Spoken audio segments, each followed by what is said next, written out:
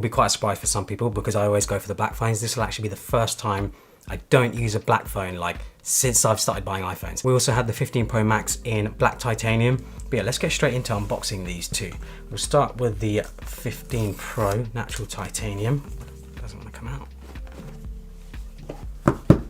Okay, so this is the natural titanium. Oh, okay, it looks more silvery than I expected actually. But the sides look incredible on this. The camera bump as well looks really good.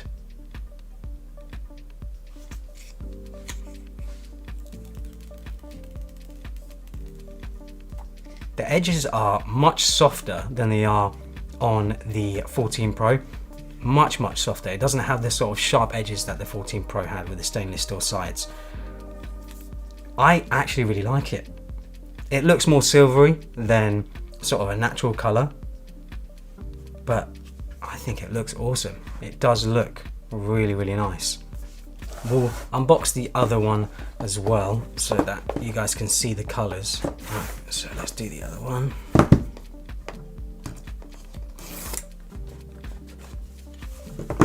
Okay, now that is the black titanium. That does look really good. That more just looks like space black from last year. Very similar. We have the titanium sides again, which look incredible.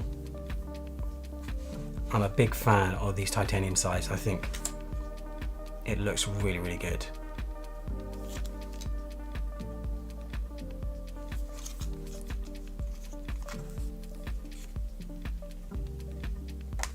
Again, much softer edges on the 15 Pro Max. One big difference with the 15 Pro Max compared to the normal 15 Pro is that you have the 5x or equivalent to 120mm telephoto lens on this, well, telephoto camera. The 15 Pro doesn't have that, and I've been debating on whether I should be going with the 15 Pro Max or the 15 Pro, but long-time subscribers will know that I always prefer the smaller phones. I feel like the Max phones for me personally are just a bit too big. I always prefer the smaller ones. So I think I will be sticking with the 15 Pro. I still want to test out the camera on this though and see what it's like.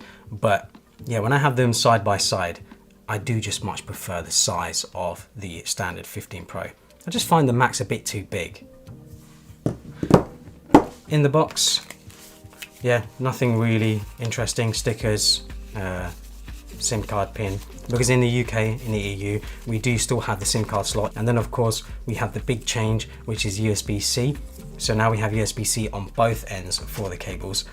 And yeah, like both the iPhones, of course, have USB-C now. It should make it much easier to connect up things. It'll be interesting to see what I can do with USB-C. I've seen already quite a few videos of people trying all sorts of accessories. I think one of the big things for me is being able to connect it up to a display, being able to connect it up to a hub or something like that, connect up SD cards, whatever else. I've seen some people as well connect it up to a monitor and then connect up a gaming controller and start gaming on these iPhones. The other big change, of course, is with the action buttons. There is no silent switcher, silent rocker like there is on the old phones. So we have my 14 Pro here, and you can see the difference here. You can also see how different the stainless steel railings are compared to the natural titanium. So here is the black titanium iPhone 15 Pro, and then we have the iPhone 14 Pro in space black, and you can see the difference there when it comes to the size, the stainless steel and the natural titanium. You can also see how much sharper the stainless steel edges are compared to the natural titanium.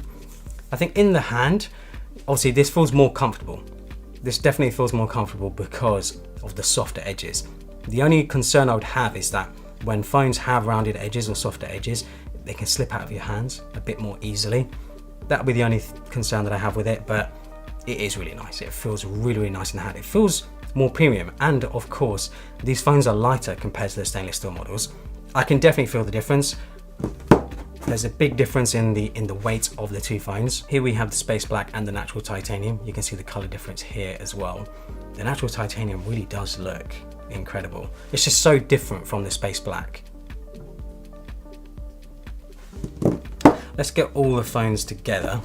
So we'll put the black titanium, we'll put the natural titanium, we'll put the space black. We also have the space gray 13 Pro from the year before. Wait, actually, let's line these up better.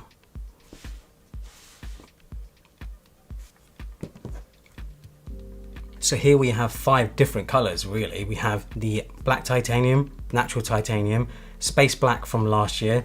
This is the iPhone 14 Pro, iPhone 13 Pro space gray, and then we have the iPhone 13 mini. And you can see the size difference as well. I really am a big fan of the mini. It's such a shame that they've stopped making the mini, that they've stopped sort of updating it, because it would have been nice to see the 15 mini iPhone, but the market speaks, right? People aren't really buying mini phones. People always prefer the bigger phones, and I can see why Apple have stopped making them. But the mini is just so cute. It's so small. I love it. It's such a nice little phone. But this is the one that I'll be going with, the natural titanium iPhone 15 Pro. It's pretty difficult to see on camera, I think, but you can see that the bezels are definitely smaller on the 15 Pro compared to the 14 Pro. But yeah, it's not actually easy to see. You can only really see them in the hand. I think on camera it might be quite difficult to see. But yeah, it looks really, really good. I do really like the look of this natural titanium. I think it looks awesome. With both of these phones having the new A17 Pro chip, they're actually as powerful, if not more powerful, than the M1 chip that you get in the M1 MacBook Air, which I think is insane. You basically have a desktop grade CPU in your iPhone, which is wild, because when it comes to editing video, editing photos, doing anything intensive on these phones, they should handle it no problem. Another thing I forgot to mention with the USB-C port is that it can handle 10 gigabits per second transfer speeds, which is actually really, really fast. Like, you can connect up an SSD and get pretty fast transfer speeds. So that's another thing with these phones. You can actually record high quality 4K ProRes video in log format directly to an SSD. So for people who are into filmmaking, photos, videos and things like that, yeah, it'll be awesome to have that. Have all of your video footage on an SSD rather than taking up storage on your phone. Another feature with the USB-C port is that you can now charge other devices with it. It's not very powerful though. I think it only does like 4 watts from what I can remember. So it's ideal for charging like a pair of AirPods or something. Maybe your AirPods are low. You can connect them directly up to the iPhone. So there we have it, the 2 iPhone 15 Pros, the standard 15 Pro and the Pro Max. Black titanium, natural titanium. Like I said, I'll be going with the 15 Pro, the standard one, but I wanted to get the 15 Pro Max anyway as well, just to compare, see the colors, see what the black titanium looks like.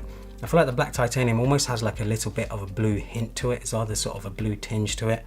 But I really do like the look of this as well. I think this is gonna be pretty awesome to use day to day. If you've bought an iPhone 15 or 15 Pro, let me know which color you've gone for or which color is your favorite. There are 2 other colors as well. I only have 2 colors here, the natural titanium and the black titanium. So yeah, let me know which one is your favorite. So another thing I did buy is the fine woven case from Apple. People who are long-time subscribers will know that I always go for the leather cases when it comes to getting a case for my iPhone, but there's no leather cases this year. Apple have changed them to this fine woven case. I've actually had this for a few days now, and I'll be honest guys, I'm not a fan of it.